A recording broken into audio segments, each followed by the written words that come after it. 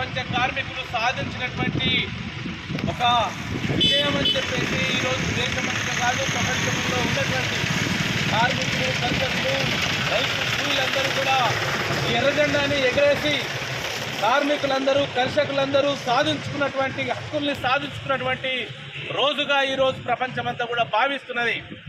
ఈ సందర్భంగా ఆ రోజు 18 గంటలు 16 గంటలు పనిదినాలకు వ్యతిరేకంగా, ఈ పెట్టుబడిదారీ వ్యవస్థకు వ్యతిరేకంగా కార్మికులందరూ పెద్ద ఎత్తున రోడ్ల మీదకి వచ్చి అమెరికా మార్కెట్లో చికాగో నగరంలో పెద్ద ఎత్తున వీధుల్లోకి వచ్చి పోరాటం చేస్తుంటే, ఆ పోరాటం మీద అక్కడ ఉన్నటువంటి పెద్ద పెట్టుబడిదారుల యొక్క పోలీసు బలగాలు విచక్షణ రహితంగా కాల్పులు చేస్తే 8 మంది అక్కడికక్కడే మరణించినటువంటి సందర్భంగా ఆ రక్తపు మడుగుల్లో ఎర్రటి జెండాని వాళ్ళ చొక్కాలని రక్తంలో ఎత్తి పట్టి ఈ జెండా సాక్షిగా, ఈ రక్తం సాక్షిగా ఈ పెట్టుబడిదారుల యొక్క కల్చర్ని, సంస్కృతిని పాతి పెడతామని 8 గంటల పనిదినాలు శ్రమకు తగ్గ ఫలితం రావాలని పెద్ద ఎత్తున రోడ్ల మీదకి వచ్చినటువంటి ఆ పోరాట ఫలితంగా ప్రపంచంలో ఉండేటటువంటి కార్మికులందరూ, కార్మిక వర్గమంతా కూడా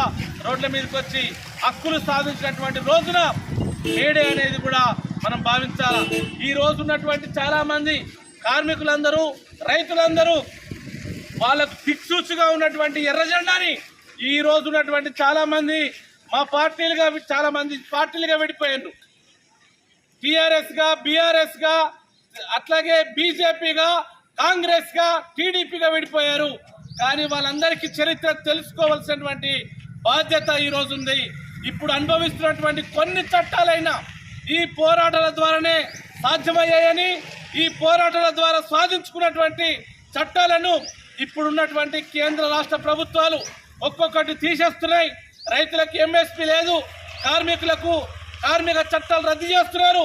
మొత్తం మరోసారి ఇంజనీర్లుగా ఉన్నటువంటి వాళ్ళందరూ కూడా 12 గంటలు 10 గంటలు పని చేసేటటువంటి చట్టాలని ఈ కేంద్ర ప్రభుత్వం, రాష్ట్ర ప్రభుత్వం తీసుకొస్తున్నది. మళ్ళా ఎర్రజెండనే వీళ్ళకి అండగా నిలబడుతున్నది. ఈరోజు దేశంలో ఉండేటటువంటి ఢిల్లీ, అట్లాగే కర్ణాటక, బెంగళూరు అనేక రాష్ట్రాలలో చాలా మంది ఇంజనీర్లు, అట్లాగే ఇప్పుడున్నటువంటి కార్మిక వర్గం అంతా కూడా రోడ్ల మీదకి వచ్చి, నిన్నగాక మొన్న ఆర్టీసీ కార్మికులు, అట్లాగే అనేక రంగాల్లో పనిచేస్తున్నటువంటి కార్మికులందరూ కూడా ఎర్రజెండా సాక్షిగా మరోసారి పోరాటం చేస్తే తప్ప ఈ రాష్ట్ర కేంద్ర ప్రభుత్వాలు పెట్టుబడిదారుల తొత్తులుగా వ్యవహరిస్తున్నాయి. వీటి అందరికీ వ్యతిరేకంగా లేబర్ కోట్ల రద్దుకై పెద్ద ఎత్తున ఆందోళన చేస్తే తప్ప మరో మార్గం లేదని 140వ మేడే సందర్భంగా కార్మిక వర్గం, కర్షకులు, రైతాంగం అంతా కూడా రోడ్ల మీదకి రావాల్సినటువంటి ఆవశ్యకతను తెలియజేస్తూ ఈ రోజు కేంద్ర రాష్ట్ర ప్రభుత్వాలు రైతులకు ఇస్తున్నటువంటి ఏ హక్కును కూడా వాళ్ళు అమలు చేయటం లేదు. సన్నవడ్ల పేరు మీద, దొడ్డడ్ల పేరు మీద, కాంటా పేరు మీద అనేక ఇబ్బందులు పెడుతున్న స్థితిలో కూడా రైతాంగం రోడ్ల మీదకి రావాల్సినటువంటి బాధ్యత వాళ్ళకున్నది. ఎవరి కడుపు నొప్పి ఉంటుందో వాళ్ళే మందు తాగకపోతే ఏ సమస్య పరిష్కారం కాదని ఎర్రజెండా చెప్పింది. 140 ఏళ్ల కింద జెండా సాక్షిగా అమరులు చెప్పారు. దాన్ని పాటించి చట్టాలని కాపాడుకోవాల్సినటువంటి ఉద్యమాన్ని ముందుకు తీసుకురావాలని కోరుతూ మేడే సందర్భంగా కూడా పెద్ద ఎత్తున రానున్న